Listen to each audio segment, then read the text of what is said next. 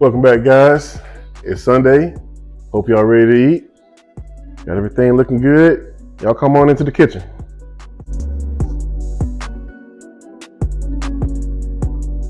Welcome back to the kitchen, y'all. Today, I'd like to do some oven-baked ribs. This is Texas, and it's another 107-degree day outside. I don't feel like dealing with that heat. Opened up my smoker, getting all that in my face. I'm just not doing it today.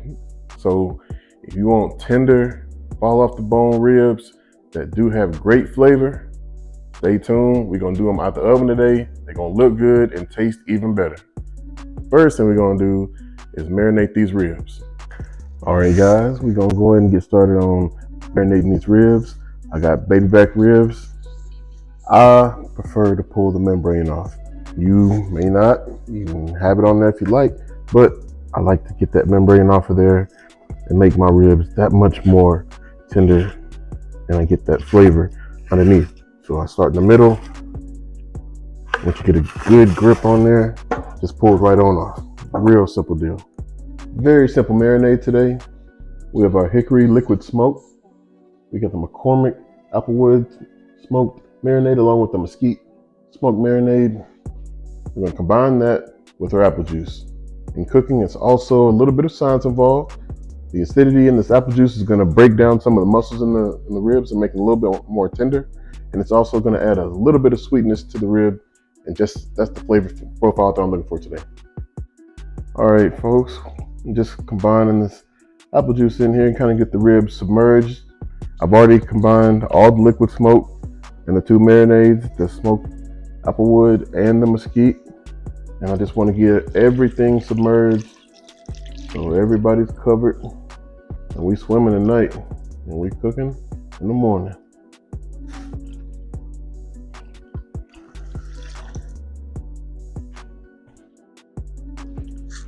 All right.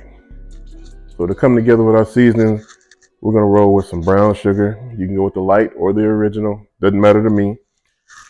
And then, y'all know McCormick, I can't help myself. So we got the smokehouse maple. Of course, we got the mesquite for the barbecue lovers.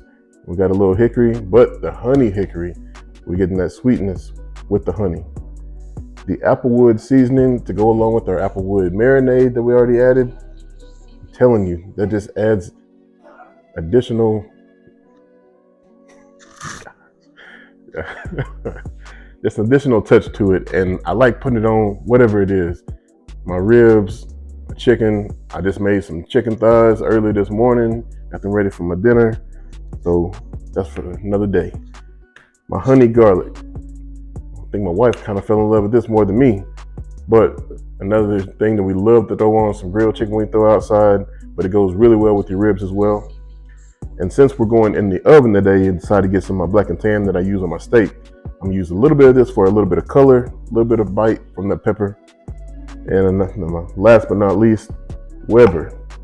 They make a great grill, but we're using some of their seasoning. We got a little bit of the Weber brown sugar seasoning.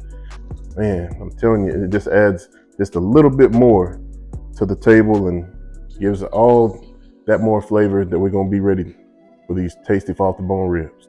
All right, just got a regular old Gladlock gallon bag. Just gonna combine all our seasonings in there that we mentioned earlier. I'm gonna shake them on up and get ready to start seasoning our ribs. So one thing at a time. I've already told you guys how I'm very cautious and very mindful about my cross-contamination in the kitchen. And I want to use my spices on other dishes. So I do not want anything to touch. So that way it's good for my next venture. Using a lot. We got 3 racks. I want everything to taste really good, and I don't want anything under-seasoned. That is my main goal. If that happens, Mama will find a way to put her foot in my behind. And I don't need any of that. Too old for that. And all I gotta do is do it right and nothing to worry about.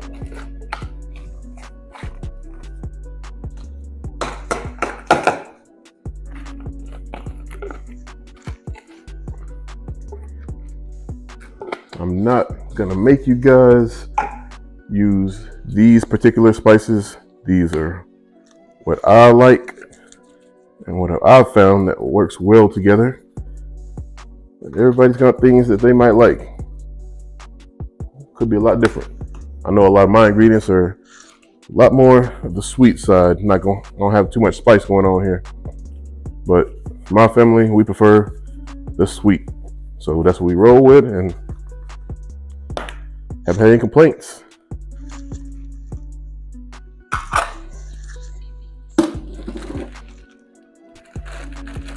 Get some of that air out of there. Just marry those together.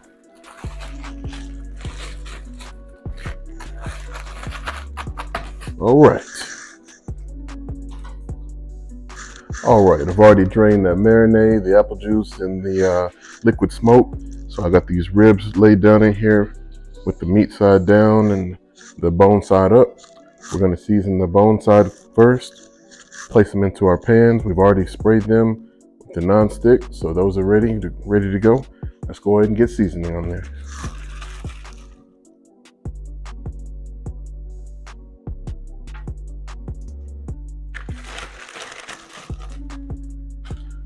Be liberal, be generous, however you want to do with yours. But y'all know what I'm gonna do. I want my colors and I want my flavors. And I'm super cautious. Just my right hand's just gonna be touching the the dry, and then my left hand will be touching the raw meat and switching those out to the right containers, so I'm not having to continue to back and forth hand wash and not cross-contaminating as well. Now you may be asking, why did he cut them in half? Just so they'll fit. That's the only reason. Just so they will fit and not have to overlap.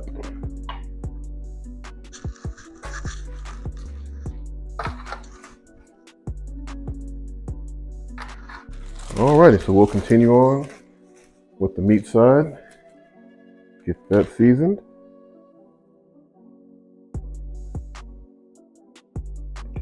Now, like I mentioned to you earlier, we are using brown sugar as one of the mainstays in our seasoning. So a little bit of the seasoning is going to get off on the side. So you will notice a little bit of caramelization from some of the seasoning that doesn't make it on the ribs. Don't worry about that.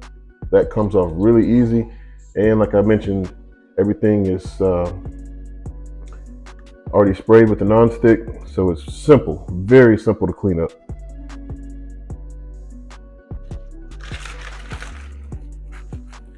All right, I got everything seasoned up, looking really nice. So I'm just hitting it with a little bit of the non-stick. All I'm doing this for is for just getting a little bit of moisture so that the seasoning sticks to my ribs. When I cook them outside on the smoker, I rub them down with olive oil, sometimes mustard, whatever binder you choose, and it sticks really well. But in the oven, I found that the non-stick works the best. Final step before I throw them in the oven.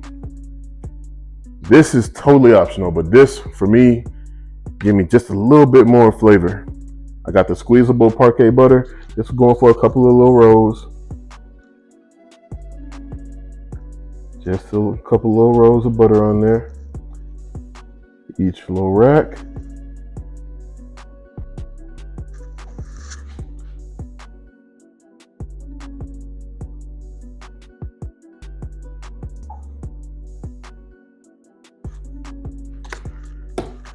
And name somebody that doesn't enjoy honey glazed anything.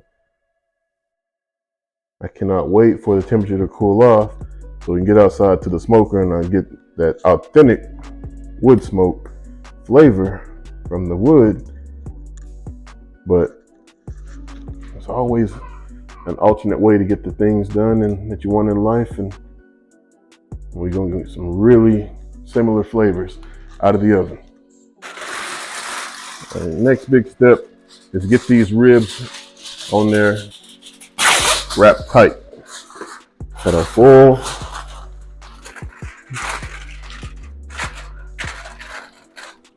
We want it on there super tight. We got a little bit too much of that first container.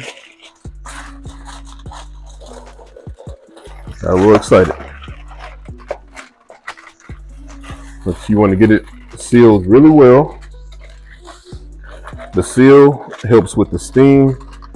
The steam helps get them tender. Okay, we got the oven preset, 260. We're on 3 hours and 15 minutes. Get them nice and tender, nice and slow. Everything's wrapped up really well. Let's get those in there and we'll get back with y'all later.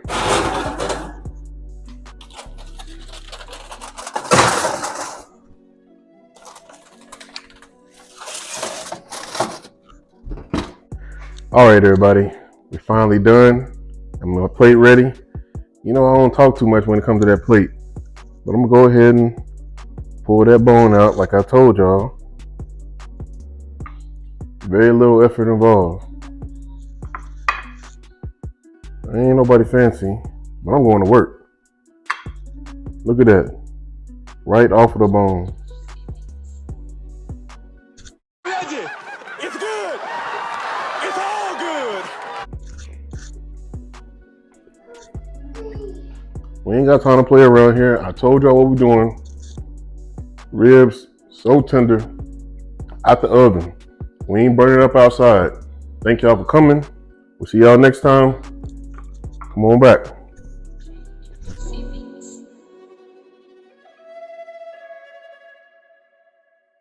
Bye. Bye bye.